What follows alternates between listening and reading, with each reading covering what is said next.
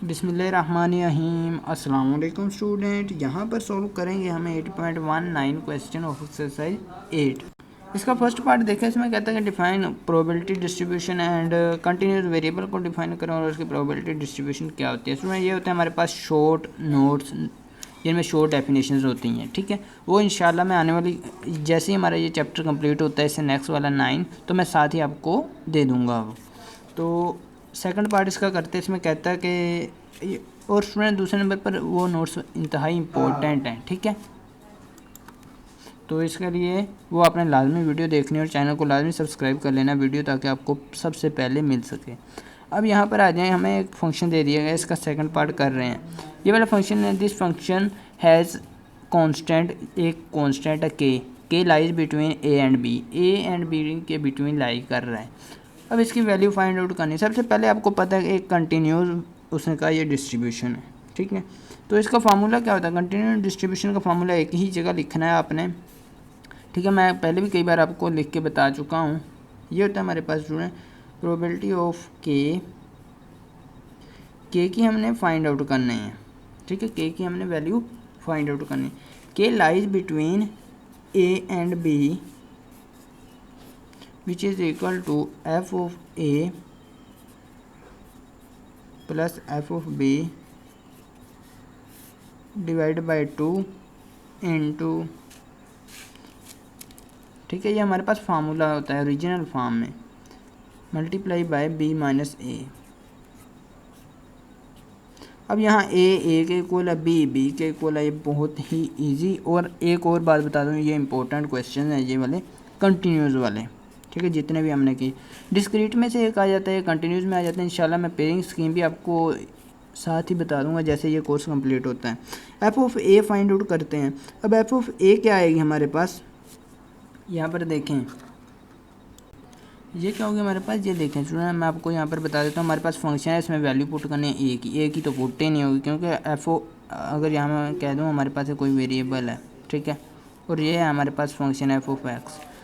कहते हैं जब x की वैल्यू a हो, और यहाँ पर भी मैं आपको बता दूँ आपने a ही यूज़ करना है, x ही यूज़ करना है फार्मूला के लिए। ये तो हमारे पास कांस्टेंट है, ठीक है कि। अब यहाँ पर a की वैल्यू जब आपने पुट करनी है, x की जगह a पुट करना है। इस पूरे फंक्शन में x तो हमारे पास है ही नहीं, तो ये वैल्यू आ जाएगी हमारे पास 1/k। दूसरे नंबर पर जब हम b पुट करेंगे तब भी 1/k ही आएगी, ठीक है। जब x की जगह हमने a पुट करना है, तो यहाँ पर भी a पुट करना पड़ेगा ना x की जगह। अब x हमारे पास है ही नहीं, ठीक है। तो वेरी सिंपल, ये 1/k ही आएगा। f ऑफ a आ गया हमारे पास 1/k plus f of b आ गया 1/k मल्टीप्लाई बाय ये आ गया हमारे पास b माइनस a। तो सिंपली यहाँ b माइनस a ही लिखेंगे। इसकी मैं आपको एक रीज़न में बताता हूँ। b जो है हमेशा a से बड़ा होना चाहिए आपका, ठीक है। अगर b a से बड़ा नहीं है तो आपका क्वेश्चन हर जगह गलत होगा। डिवाइड इसी तरह 2 पे करना है। ये आने वाले क्वेश्चन में आपका क्लियर हो जाएगा ये भी कॉन्सेप्ट। ये 1/2 है, बाहर निकाल लेंगे। 1/2 इंटू 1/k प्लस 1/k। इसके एलसीएम ले लेंगे, k आएगा, ऊपर आ जाएगा 1 + 1,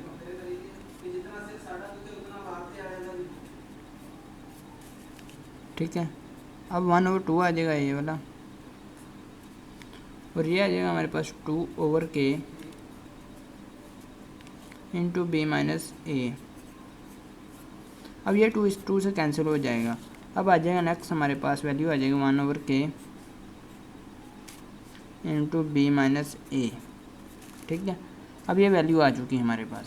अब यहाँ पर ये देखिए, जो हम प्रोबेबिलिटी फाइंड आउट कर रहे थे, ये तो हम टोटल की फाइंड आउट कर रहे थे a इंटू b, यानी कि a tends to b, a से लेकर b की प्रोबेबिलिटी कंप्लीट फाइंड आउट कर रहे थे।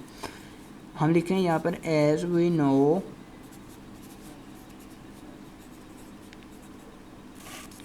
Total area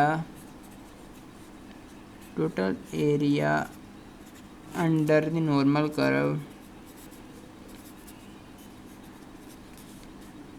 under the normal curve लिखेंगे, या आप लिखना टोटल प्रोबेबिलिटी इज ऑलवेज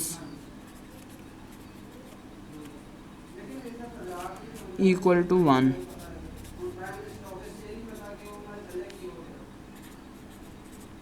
ठीक है, तो ये लिखेंगे टोटल प्रोबेबिलिटी हमारे पास 1 के इक्वल होगी। टोटल प्रोबेबिलिटी क्या है, एक्स लाइज बिटवीन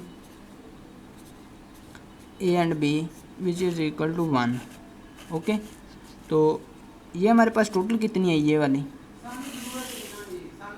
ठीक है, ये 1 के इक्वल है। ये हमारे पास कितनी आई, ये आई हमारे पास 1/k into b minus a, ये 1/k into b minus a is equal to 1। ठीक है, अब यहाँ पर क्या होगा, हमारे पास k जो है डिवाइड में है, जब इधर जाएगा तो मल्टीप्लाई हो जाएगा 1 से, ये इधर हमारे पास b माइनस ए रहेगा। ठीक है, ये b माइनस ए इधर ही रहा, k इधर डिवाइड में था, इधर जाकर मल्टीप्लाई हो गया। अब यहाँ पर k 1 से मल्टीप्लाई होगा तो k की वैल्यू 1 ही आएगी। ठीक है, इतना ही रहेगा, तो k की वैल्यू आ चुकी है अब हमारे पास b माइनस ए, तो हम लिख सकते हैं k is equal to b minus a. अब ये हमारे पास आ चुका k की वैल्यू। वीडियो कैसी लगी कमेंट सेक्शन में बताइएगा। ठीक है, k की वैल्यू हमारे पास आ चुकी है। अब नेक्स्ट पार्ट करेंगे नेक्स्ट वीडियो में, तब तक के लिए अल्लाह ने के बान।